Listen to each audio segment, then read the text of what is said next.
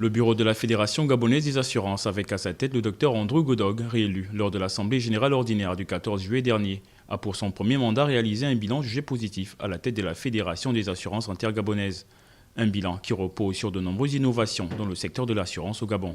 Mes collègues ont estimé que notre bureau avait atteint 10 des 12 objectifs que nous nous sommes assignés en juillet 2018.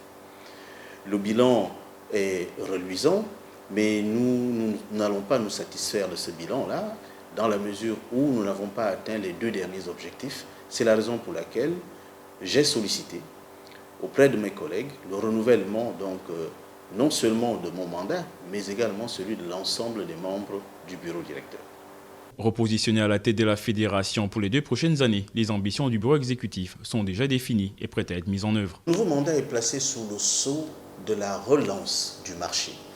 Dans ce sens-là, nous avons proposé au gouvernement qu'il a inscrit dans le cadre du futur plan de relance économique après Covid, le plan de développement du secteur des assurances sur une période de 5 ans.